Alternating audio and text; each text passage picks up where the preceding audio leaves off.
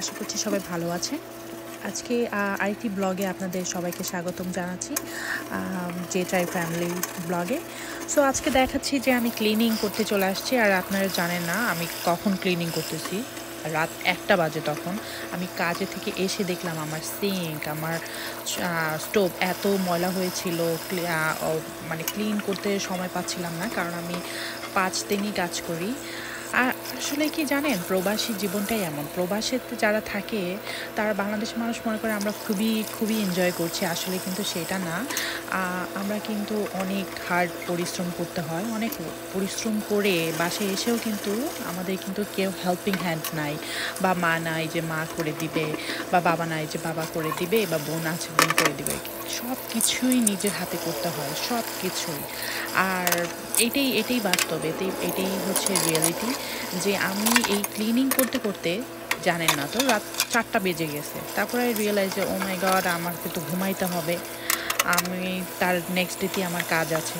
তো আপনাদেরকে একটু দেখাইলাম, একটু ভিডিও ক্লিপ নিলাম যে দেখেন যে রাত একটা, মানে কাজে থেকে এসে একেবারে কোনো রকম কাপড়টা খুলেই কি বলি, ক্লিনিং করার যুদ্ধে লেগে গেলাম।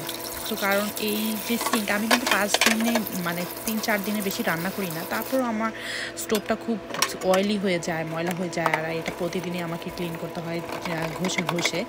সো এই জন্য আমি ঘষে ঘষে ক্লিন করছি, আর আপনাদের দেখাচ্ছি যে দেখেন এই যে ক্লিনিং। তারপর বাথরুম ধরবো, বাথরুমটাও ক্লিন করব, কারণ আমি কাজ থেকে এসে আমার ঘরটর ময়লা উলট পালট থাকলে আমি আসলে ঘুমাতে পারি না, আমি ঘুমাইতে যেতে পারি না, আমি বেডে যেতে পারি না। আমাকে মনে হয় যে নাই, এটা ক্লিন করে শেষ করেই আমি যাব। তারপরে এই যে থালা বাসন ধরলাম, থালা বাসন ধরে ক্লিন করা শুরু করে দিলাম, বিকজ আমার ছেলে একটু পরপরই খায় আর ময়লা করে। আর তারপরেই উইকেন্ড চলে আসলো, স্যাটারডেতে ভাবলাম যে আজকে বাসায় রান্নাবান্না করবো, বাইরে আর কোনো বাইরের রেস্টুরেন্টে যাব না। সো আমি এই যে কচি যে লাউটা আমার হাজব্যান্ড কিনে নিয়ে এসছে, এই লাউটা দিয়ে আজকে আমি হার্ড চিকেন রান্না করব। হার্ড চিকেন কে কে লাইক করেন আমার মতো? আমি কিন্তু খুব পছন্দ করি হার্ড চিকেনটা। বাংলাদেশের দেশি মুরগির মতো টেস্ট লাগে, যেটা আমার কাছে খুব মজা লাগে। আর এখানে যে মানে সফট যে চিকেনগুলো থাকে লেয়ারের মুরগির মতো, বাট ওইটা আমার কাছে ভালো লাগে না, এটা একটা গন্ধ লাগে, আমি ওইটা খেতে পাই না। সো আমি সব সময় এই হার্ড চিকেনটা রান্না করি, আর এই হার্ড চিকেন রান্না করতে 2.5 ঘন্টা সময় লাগে, অনেক সময় লাগে। বাট তারপরেও আমি এই হার্ড চিকেনটাই সব সময় খাই, কারণ এটা আমাকে ছোটোবেলায় মনে হয় যে ছোটোবেলায় আমার মা দেশি মুরগি রান্না করতো, দেশি মুরগির ঝোল এরকম লাউ দিয়ে, এইটা আমার খুব মনে পড়ে। আর এইটা মনে করেই আমি সবসময় এই দেশি মুরগির স্বাদ পেতেই বড়, মানে আসল কথা, আমি এই হার্ড চিকেনটা বাঙালি দোকান থেকে কিনে নিয়ে আসি। সো এই যে পেঁয়াজ কেটে নিলাম, এই দেশে পেঁয়াজগুলো এরকম বড় বড় থাকে, বাট আমার কাছে এই পেঁয়াজগুলো ভালোই লাগে, সত্যি কথা। প্রথম ভালো লাগতো না, বাট এখন ভালো লাগে, মনে হয় যে তাড়াতাড়ি কাজটা হয়ে গেল। এই তো মুরগি রাখলাম, মুরগির সাথে কলিজাটাও আমি সবসময় দেই। কলিজাটা আমি ধুয়ে আলাদা করে রেখে তারপরে আমি কলিজাটা মিক্স করব, কারণ সাথে সাথেই দিব না, সাথে সাথে দিলে কলিজাটা একদম গলে একদম গুঁড়া গুঁড়া হয়ে যাবে, খাওয়া যাবে না। আমার বাচ্চার জন্য এই কলিজাটা আমি সবসময় কিনি, আর আমি এই কলিজা পোড়াটা ইউজ করবো না, অর্ধেক রেখে দিব। সো একটু ক্যান্ডেলটা দেখালাম, এই ক্যান্ডেলের স্মেলটা এত ভালো লাগতেছিল, রান্না করতেছিলাম আর স্মেল নিচ্ছিলাম, খুব ভালো লাগতেছিল। যাই হোক, চলে আসলাম মুরগি মাখাবো। মুরগিটাকে এই যে পেঁয়াজ দিয়ে দিলাম, পেঁয়াজ দেওয়ার পর আমি আসলে সব ধরনের মশলা ইউজ করব, সব ধরনের মশলা, মানে আদা রসুন, তারপরে জিরা গুঁড়া, তারপরে ধনে গুঁড়া, তারপর গোলমরিচের গুঁড়া, আমি মরি গুঁড়াও দিই, মরি গুঁড়া সামান্য দিই, আর গরম মশলার গুঁড়াটাও দিই, বাঙালি দোকান থেকে কিনে আনি গরম মশলাটা, ঘরে না। আর এখানে এলাচিও দিই, বাট এলাচিটা সবসময় আমি অনেকেরই দেখলাম যে এলাচিটা আসলে অনেক মুখটা ভেঙে দেয়, বাট আমি ভেঙে কখনোই দিই না, কারণ এটা থেকে মশলা বের হয়ে গেলে আমার হাজব্যান্ড আর খাবে না, কারণ এটা ভাতের সাথে মিক্স হলে আর খাওয়াটা খুব কঠিন, অসহ্য লাগে। যাই হোক, এখানে সব ধরনের, এই যে দেখেন, এটা ধনে গুঁড়া দিয়ে দিলাম, ধনে গুঁড়া, তারপরে তেজপাতা দিব। তেজপাতা আমি বাংলাদেশ থেকে আনাইছি, তেজপাতা বাংলাদেশে যখন গেলাম তখন আমি তেজপাতা বাংলাদেশ থেকে কিনে নিয়ে আসছি। তারপরে এই যে সব ধরনের গরম মশলা দিলাম, আর কি বলে, এখানে দারচিনিও দেওয়া হয়েছে, সব কিছু দিলাম। দেওয়ার পরেই আস্তে আস্তে আমি এটাকে অনেকক্ষণ কষাবো, কারণ এইটা অনেকক্ষণ কষিয়ে তারপরে আস্তে আস্তে, কারণ এটা খুব তাড়াতাড়ি কিন্তু মজবে না, এই মুরগিটা খুব আস্তে আস্তে করে কষায় পানি দিয়ে, গরম পানি দিয়ে দিয়ে দিয়ে দিয়ে তারপরে এটাকে কি বলে করতে হয়, রান্না করতে হয় এই হার্ড চিকেনটা। আর না হলে কিন্তু এই হার্ড চিকেনটা শক্তই রয়ে যায় আর খাওয়া যায় না। তার জন্য আমরা সবসময় এটাকে অনেক অল্প অল্প করে আমি করি। বাই দ্য ওয়ে, আমি কিন্তু লাল মরিচের গুঁড়া, হলুদ মরিচের গুঁড়া সব কিছু বাংলাদেশ থেকে ভাঙায় নিয়ে আসছিলাম। আমার বাবা আমাকে ভাঙায় দিছিল সব কিছু। আপনারা কে কে এরকম আমার মতো লাল মরিচের গুঁড়া, হলুদ মরিচের গুঁড়া সব কিছু নিয়ে আসেন বলবেন। আমি আসলে কখনো নিয়ে আসিনি, এবারই নিয়ে আসছি। আর লাল মরিচের গুঁড়াটা এত লাল ছিল, খুব সুন্দর কালার আসে, আর বেশি ঝাল, কটা ঝাল ছিল না। এই তো লবণটাও দিয়ে দিলাম, লবণটাও একসাথে দিয়ে দিলাম, আবার তেলটা, তারপরে তেল দিয়ে দিব। তেল দিয়ে সব কিছু মিক্স করে এটাকে কষাতে থাকবো, শুধু কষাতে থাকবো। মানে এটাকে শুধু কষাবো আর একটু একটু গরম পানি দিয়ে কষাবো, আর এটা অনেক সময় ধরে আস্তে আস্তে হবে।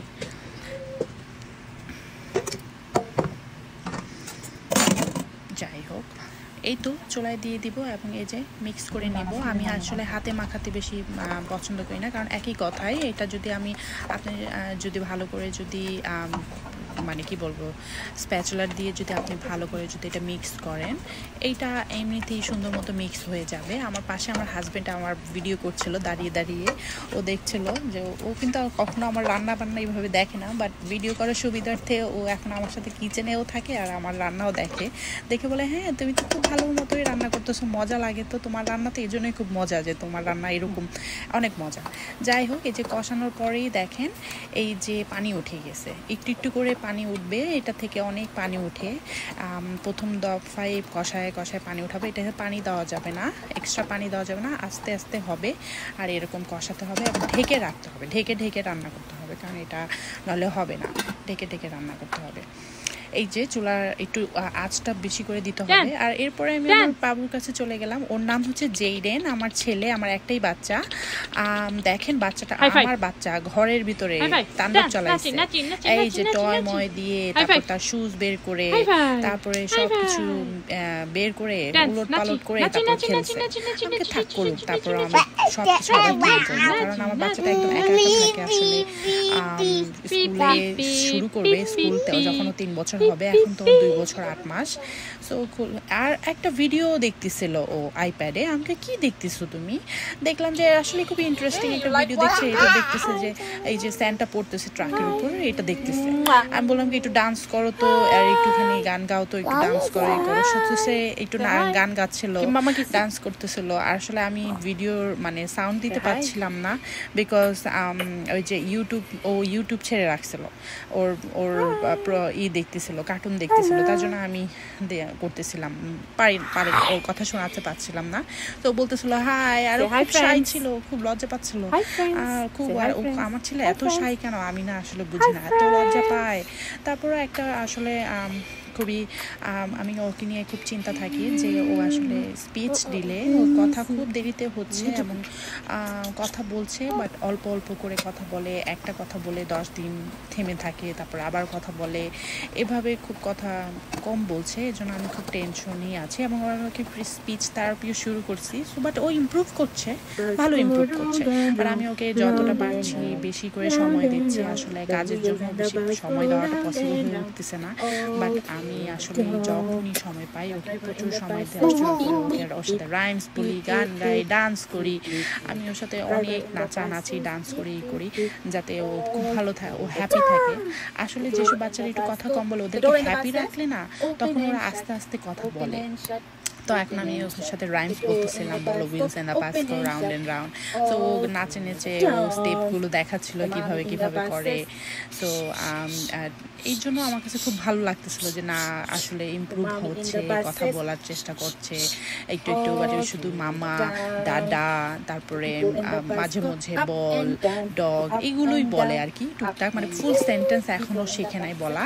যেমন I want water, give me ball, no I don't want this, এই ধরনের ফুল সেন্টেন্সগুলো বলে না, বাট তারপরও একটু একটু বলছে। কথা রান্না করতে করতে অনেক গলাটা শুকিয়ে গেল, ভাবলাম একটু আইসক্রিম খাই, তো ফ্রিজ থেকে বের করলাম আইসক্রিম। আমার খুব পছন্দ আইসক্রিম খাওয়াটা, এটা রেইনবো। সো এই তো তারপরে আমার বাচ্চার জন্য আমি একটু ডাল রান্না করলাম। এটা হচ্ছে জলপই ডাল। আমি জলপইটাও কিন্তু বাংলাদেশ থেকেই আনছি, আমার মা করে দিয়েছিল আচার। তা আমি ওই জলপই 2টা করে একটু একটু করে দিয়ে সব জলপই খেয়ে ফেলতেছি। ভালোই লাগে আমার জলপই ডাল খেতে। সো আমি এটাতে একটু 5 ফোড়ন দিয়ে একটু বাগার করে নিব। সব ধরনের ওই যে রসুন আর পেঁয়াজ আমি দিয়ে দিছি অলরেডি। সো এটা দিয়ে দিলাম। এই তো এই যে ঠ্যাস ঠ্যাচ করে একটা শব্দ হয়, এটা আমার খুব পছন্দ। এটা আমার খুব পছন্দ। যাই হোক, তার ছেলেকে একটু ডাল দিয়ে আগেই ভাত খাওয়াই নিচ্ছি, কারণ ওর খিদা লাগতে পারে। তো ডাল দিয়ে ভাত খাওয়াই দিচ্ছি। ও খুব মজা করে ডাল দিয়ে ভাত খাইলো। আর ওই যে মুরগিটা পরে রান্না করবো, আর সে একা একা খাবে। পণ্ডিত সে একা একা হাত দিয়ে খাবে। আমি আচ্ছা ঠিক আছে, তুমি হাত দিয়ে খাও। তো ডালটা ওর এত ভালো লাগছে যে ও প্লেটে চেটে চেটে খাচ্ছিল। আমি আচ্ছা ঠিক আছে, তুমি চাটো, চেটে চেটে খাও, জিবা দিয়ে চাটে খাও, মজা লাগবে। যাই হোক, তারপর আমি এই যে আমার মুরগিতে কলিজাগুলো মিক্স করে ফেললাম সব। হাফ ডান হওয়ার পরে, হাফ কুক হওয়ার পরে কলিজা দিয়ে দিলাম, কারণ এটা ভেঙে যাবে এর আগে দিলে। তো এটা দিয়ে আমি হালকা করে নেড়ে দিব। হালকা করে নেড়ে দিয়ে ঢেকে রাখবো। হালকা করে নেড়ে দিয়ে ঢেকে রেখে তারপরে আমি একটু পরেই লাউ মিক্স করব। হ্যাঁ, একটু পরেই লাউ মিক্স করে ফেলবো। সো এই যে দেখেন, আমি একটু পরেই লাউটা মিক্স করলাম। আর লাউটা মিক্স করে আমি এত ভালো করে নাড়তে পারছিলাম না, কারণ এক হাতে ক্যামেরা, এক হাতে spatula.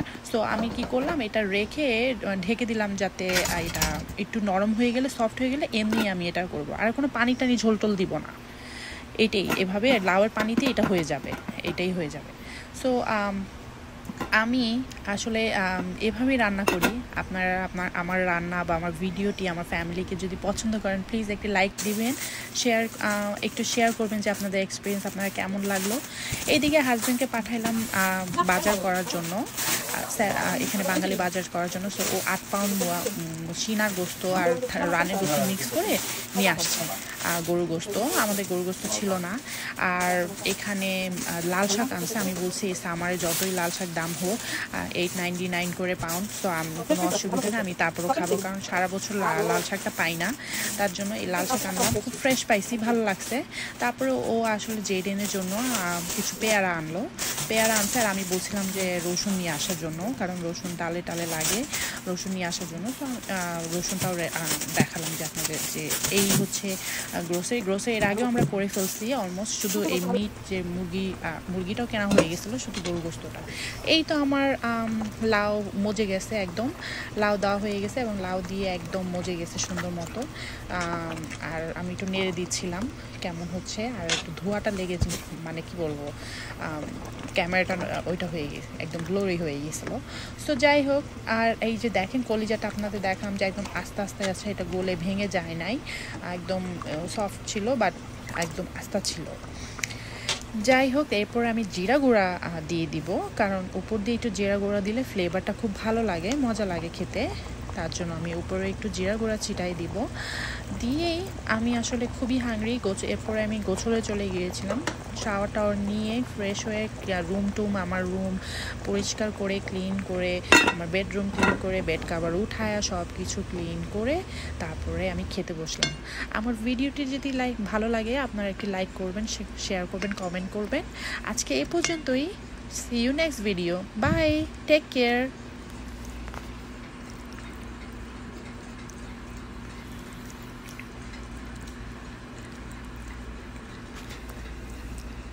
O by the way, চিকেনটা দেখেন অনেক সফট ছিল, চিকেনটা অনেক সফট হয়ে গিয়েছিলো, আর খেতেও খুব ভালো লাগছে। এই জন্য আপনাদেরকে আরেকবার বললাম যে হার্ড চিকেনটাও হইতে অনেক সময় লাগে, বাট খেতে খুবই মজা। Bye bye.